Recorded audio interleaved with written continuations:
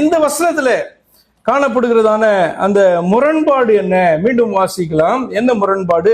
யாத்திராகமம் 34:7 திரும்பவும் வாசிக்கிறேன்.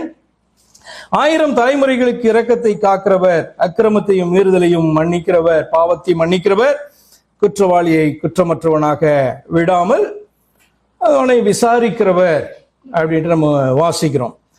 அதனுடைய அர்த்தம் என்ன? குற்றவாளியை மன்னிக்க கூடியவரே. குற்றவாளியை யார் மன்னிக்க முடியும்? ஒருவன் இன்னொருவனுக்கு செய்த குற்றத்தை மன்னிக்கலாம்.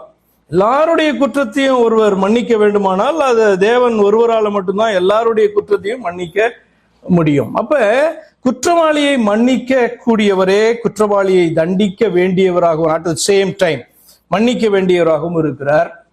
குற்றவாளியை தண்டிக்க வேண்டியவரே குற்றவாளியை மன்னிக்க கூடியவராகவும் அவர் பார்த்தீங்கன்னா ஏபிள் டு ஃபர்கிவ் கூடியவராகவும் காணப்படுறார். அப்ப பிரச்சனை என்ன அப்படின்னு சொன்னா, மன்னித்தால் தண்டனை கிடையாது, தண்டித்தால் மன்னிப்பை பெற்றும் பிரயோஜனம் கிடையாது. தண்டனை என்பது எதை குறிக்கிறதுனா, அந்த மனிதனை நரகத்திலே அழிப்பதை குறிக்கிறது. நன்றாக புரிந்து கொள்ள வேண்டும்.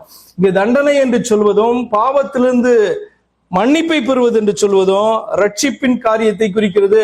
பாவம் அக்கிரமம் மீறுதலை மன்னிக்கிறவர். அதே தேவன் வந்து பாத்தீங்கன்னா குற்றம் செய்தவனை அப்படின்னா பாவம் அக்கிரமம் மீறுதலை செய்தவனை தண்டிக்கிறவர் என்று அர்த்தம். அப்ப இதை செய்கிறவர் இதே நேரத்தில் இதையும் செய்ய வேண்டும் அப்படின்னு சொல்லும் போது இதுதான் பிரச்சனையா காணப்படுது. தண்டித்தா மன்னிப்பு இல்லை, மன்னித்தா தண்டிக்க முடியாது அப்படின்னு அர்த்தம். ஆனால் இது இரண்டையும் பாத்தீங்கன்னா ஒருவரே செய்கிறார் என்பதுதான் இது அறிவிக்கட்டாததானே ஆச்சரியமாய் காணப்படுது. மனிதன் பாத்தீங்கன்னா இதில் ஒன்றை தான் செய்ய முடியும், அல்லது தான் தெரிந்து கொள்ளுகிறதான் செய்ய முடியும். என்ன அப்படின்னா, தனக்கு எதிராக ஒருவர் குற்றம் பண்ணியிருந்தாங்க அப்படின்னு சொன்னா அந்த குற்றத்தை என்ன பண்ணா அவனால மன்னிக்க முடியும். இல்லை என்றால் சமயம் பார்த்து என்ன பண்ணலாம்? சமயம் பார்த்து தண்டிக்கலாம், பழி வாங்கலாம். அது கூட இப்ப எல்லாரையும் முடியாது. நம்முடைய வீக்கா காணப்பட்டாங்க அப்படின்னு சொன்னா அவர்கள் என்ன பண்ணலாம்?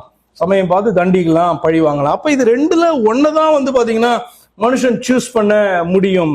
தகப்பனா இருந்தால் கூட பிள்ளைகள் செய்கிறதான தண்டனையை புரிந்து கொள்ளுங்க. தண்டனை வேற, சிக்ஷை என்பது வேற. இப்ப தண்டனை என்பது இங்க அழிவை குறிக்கிறது, அதே நேரத்தில் மன்னிப்பது என்பது தப்ப விடுவதை குறிக்கிறது. அப்போ ஒரு தகப்பனா இருந்தால் கூட பிள்ளைகளை ஒண்ணு மன்னிக்கலாம், இல்லைன்னா தண்டிக்கலாம். ரெண்டையும் ஒரே டைம்ல செய்ய முடியுமா? ஒரு மனிதனால பாத்தீங்கன்னா இந்த காரியத்தை ஒருபோதும் வந்து பாத்தீங்கன்னா செய்ய முடியாது. அப்ப இந்த இரண்டையும் ஒன்றாக செய்வது மனிதனுக்கு கூடாததான காரியம். தேவன் ஒருவருக்கு மட்டுமே சாத்தியமான காரியம். அதான் வந்து பாத்தீங்கன்னா ஆண்டவர் அதுல கற்றுக் கொடுக்கிறார். அப்ப தேவன் மனிதனாக தோன்றினால் மட்டுமே இந்த இரண்டையும் என்ன பண்ண முடியும்? செய்ய முடியும். தேவன் மனிதன், எந்த ஒரு மனிதனாலையும் இந்த ரெண்டையும் ஒரே நேரத்துல ரெண்டு காரியத்தையும் மனிதர்கள் மத்தியில செய்ய முடியாது. ஆனால் தேவன் மனிதனாக தோன்றினால் இந்த ரெண்டு காரியத்தையும் அவரால் செய்ய முடியும். அதனாலதான் இது அறிவு கெட்டாத ஒரு காரியமாய் காணப்படுது.